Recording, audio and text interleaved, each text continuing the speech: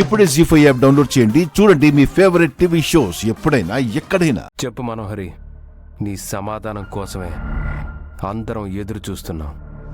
అమర్కి నిజం తెలిసిపోయినట్టుంది. ఇంకా అబద్ధం చెప్తే మోసం చేస్తున్నానని అనుకుంటాడు. నిజం చెప్పడమే మంచిదే. సారీ అమర్, నీ దగ్గర నిజం దాచినందుకు ఐఎమ్ వెరీ సారీ. నేను చిన్నప్పటి నుంచి ఇంతే, సంతోషాన్ని పంచుకున్నట్టు నా కష్టాల్ని కన్నీళ్ళని పంచుకోలేను. అందుకే నీకు రణ్వీర్ గురించి చెప్పలేదు.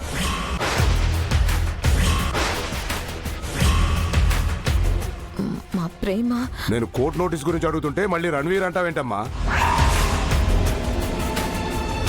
మీరేమడిగారో నాకు అర్థం కావట్లేదు.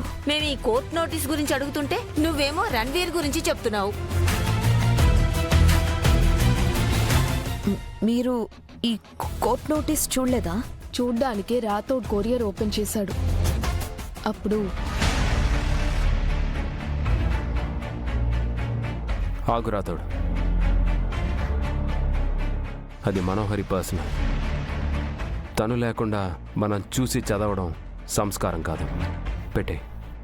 నోటీస్ ఏంటో ఎందుకొచ్చిందో తెలియాలి కదండి. తెలియాలంటే మనోహరిని అడిగితే సరిపోతుంది బాగి. ఇలా చూడడం తప్పు. రాథోడ్. సరే సార్.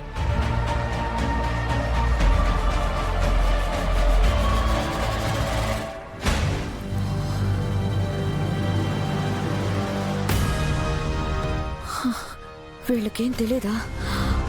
సమయంతో గతంలో పాతిపెట్టిన నా పెళ్లిని నేనే అందరి ముందుకు తీసుకురాపోయానా? ఎంత పెద్ద ప్రమాదం తప్పిందే. అందులో ఏముందో తెలుసుకోవడానికి నీకోసమే ఎదురు చూస్తున్నాం. మనోహరి గారు,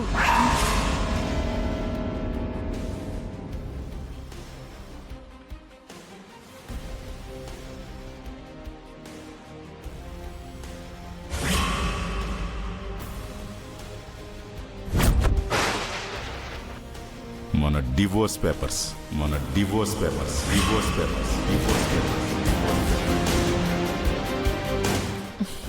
ఇప్పుడు చెప్పమ్మా, ఆ నోటీసులేంటి, ఆ గొడవ ఏంటి? అది అది ఆర్ఫనేజ్ కి సంబంధించిన ఇష్యూ అంకుల్.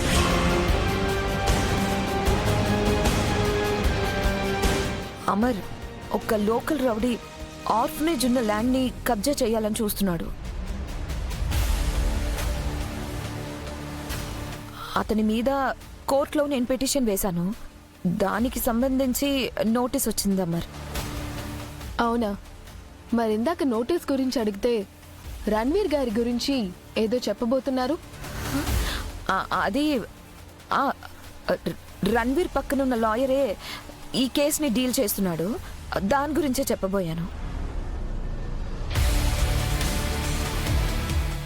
జీ5 యాప్ డౌన్లోడ్ చేసి అన్ని ఎపిసోడ్స్ పూర్తి ఉచితంగా చూడండి.